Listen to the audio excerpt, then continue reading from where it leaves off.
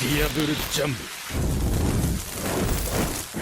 Yo les bros, j'espère que vous allez bien. Aujourd'hui on se retrouve pour la review du chapitre 1011 de One Piece. Et justement avant de commencer, un grand merci à vous. Merci pour les retours incroyables sur mes dernières vidéos, mais également d'avoir tout explosé, que ce soit en termes de vues ou même de likes, vous avez été totalement monstrueux. L'énergie que vous mettez à me soutenir est une source de motivation incontestable et ça fait longtemps que je vous ai pas remercié pour ça, alors merci du fond du cœur. On va utiliser tout cet amour et ces ondes positives pour balancer du très lourd.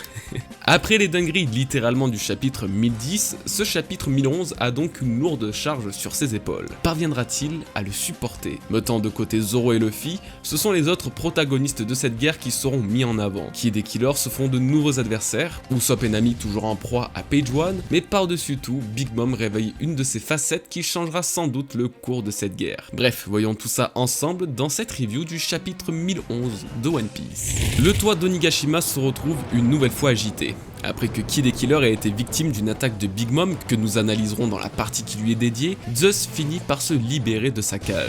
Law, comprenant que laisser agir le Homies pourrait porter préjudice à Luffy, se téléporte ailleurs avec Zeus et Zoro pour laisser les deux rois s'affronter. Une nouvelle fois, Luffy et Kaido déferlent leur puissance, le clash de ces deux conquérants créant une énorme onde de choc à travers tout Onigashima. Une scène mémorable voit cependant le jour, celle de la collision de ces deux monstres sans même se toucher, à l'image du combat entre Roger et Barbe Blanche, expulsant leur Haki des rois phénoménal. Ce n'est pas la seule chose qui m'a fait penser au combat de ces deux légendes, car voir Luffy et Kaido sourire pendant un tel combat pourrait presque nous faire oublier qu'ils sont vraiment ennemis et que tel Roger et Barbe Blanche justement, ils se battent aussi pour leur propre plaisir personnel. Ce seront malheureusement les seules scènes que nous aurons de Luffy et Kaido, on en attendait évidemment énormément suite au dernier chapitre avec cette révélation sur le Haki des rois et Luffy montrant de grands signes de maîtrise. Nous allons donc devoir attendre, mais une chose est sûre, jusqu'à un éventuel changement, Luffy et Kaido se battront seul à seul.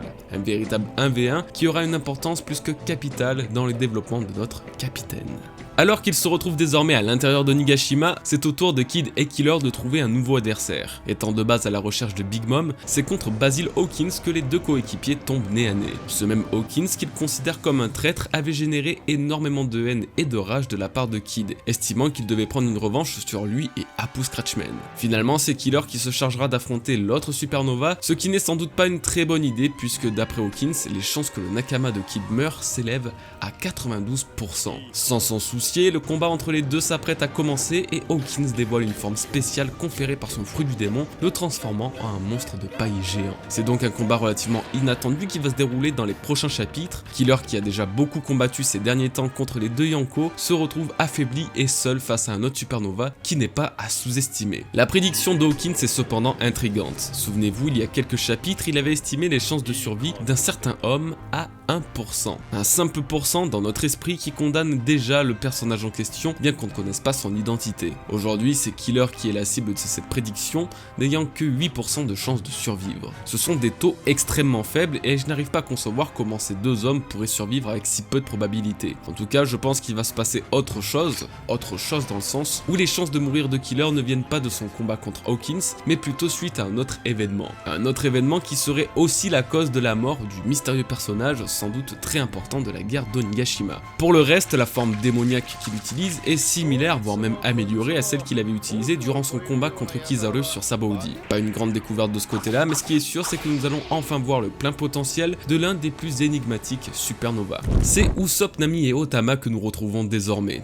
toujours poursuivis par Page One en forme hybride cette fois-ci. Toutes les attaques qu'ils ont pu lui infliger n'ont eu aucun effet sur la peau impénétrable du Tobiropo. Otama, elle, a cependant un plan, se rendre dans la salle principale d'Onigashima pour pouvoir donner un ordre général aux gifters partout sur l'île, renversant ainsi totalement le cours de la bataille et donc l'équilibre des forces. En plus de culpabiliser de ne pouvoir protéger une enfant si fragile, Usopp et Nami semblent remotivés à combattre Page One. Mais malgré les nouvelles techniques déployées par le sniper des Mugiwara, rien n'y fait.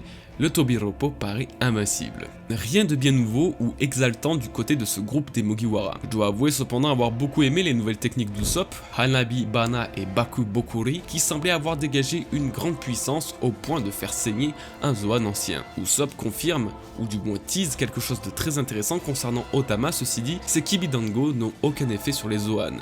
seulement sur les smiles. Donc ce genre de déclaration, je m'en méfie un peu, car ça peut justement sous-entendre que par la suite, Otama pourra contrôler les Zoan, surtout que venant de la bouche d'Usopp, on ne sait jamais si ces paroles sont prophétiques ou absolument banales. Étant donné que nous ne connaissons pas les effets précis de l'éveil d'un fruit du démon, et ce que ça pourrait représenter pour un fruit comme celui d'Otama, il n'est pas insensé d'imaginer qu'elle puisse contrôler pendant un certain temps un véritable Zoan si son pouvoir est amélioré, ou du moins éveillé. Et si ce n'est pas son fruit du démon qui renversera la bataille, alors ça sera l'ère avenant d'Otama qui le fera. Par le simple fruit du hasard, elle fera la rencontre de Big Mom, la même Big Mom avec qui elle se sera liée d'amitié lors de sa perte de mémoire. Heureusement et étonnamment, malgré son amnésie, elle se souvient parfaitement de la petite Otama et du village Okobore.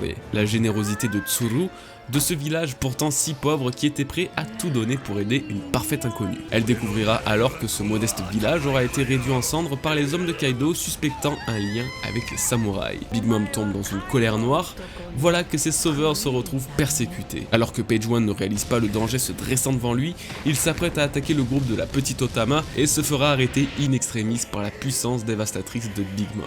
D'un seul coup enduit de haki des rois, elle mettra à terre le Tobiropo et déplorera leur manque de moralité. C'est devant cette scène surréaliste que le rideau se ferme, clôturant le 1111e chapitre de One Piece. Le cas de Big Mom est clairement le plus complet de ce chapitre. Entre son nouvel Omise, sa rencontre avec Otama et son possible changement de camp, les sujets à aborder sont nombreux. Commençons justement avec Hera, son nouvel Omise. Dans le dernier chapitre, Prométhée soufflait à Big Mom une nouvelle idée. Il semble que ce soit la création d'un nouvel élément pour remplacer Zeus qu'il estimait plus assez fiable pour rester à ses côtés. C'est ainsi qu'un Omise du nom de Hera verra le jour. Son design n'est pas révélé, mais sa puissance a l'air d'être absolument colossale. Petit instant mythologie, Hera est une déesse grecque. Elle en est même la reine en réalité et est considérée comme la déesse protectrice des femmes, du mariage et de la fécondité.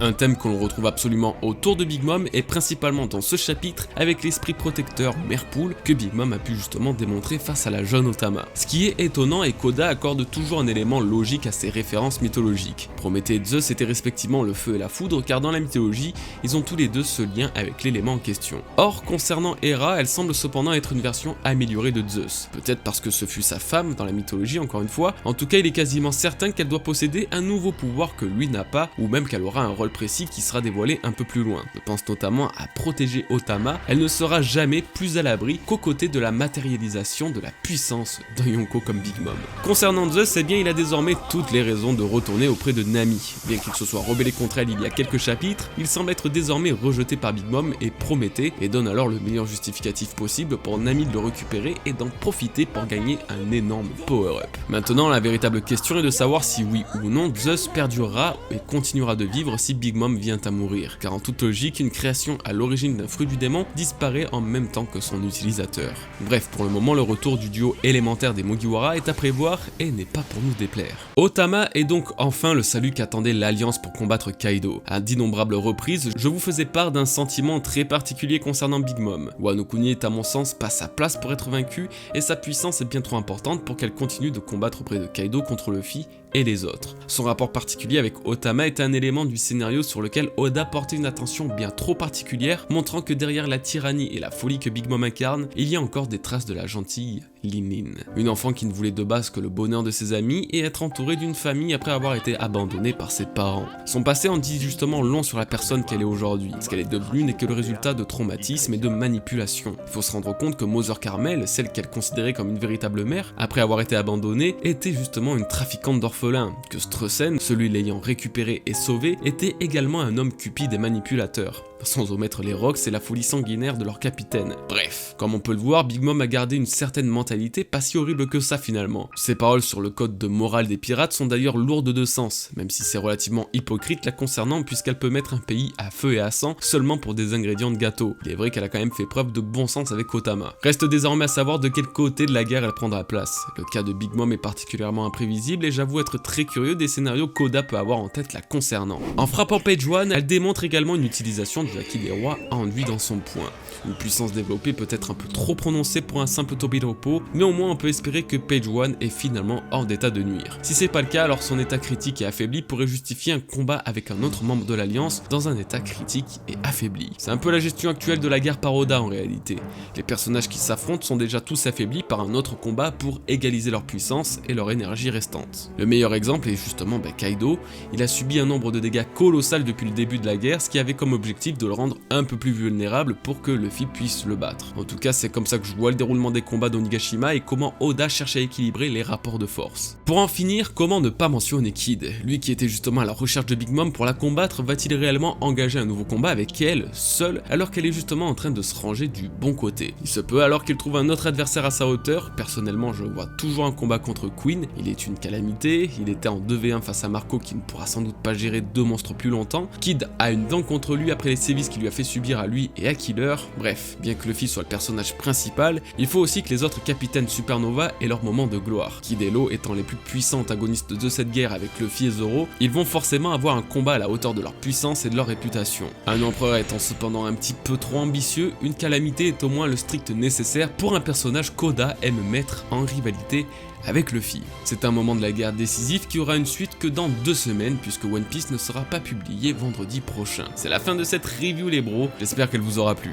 On va pas se le cacher, c'était pas aussi croustillant que dans le chapitre 1010, hein. J'espère que vous l'aurez malgré tout apprécié. De notre côté, on se retrouve de toute façon la semaine prochaine pour de nouvelles vidéos. N'hésitez pas à laisser un petit like si vous avez aimé cette vidéo et à vous abonner si vous ne l'êtes pas encore. Voilà, un grand merci à vous une nouvelle fois. Portez-vous bien, passez un excellent week-end, peace les bros.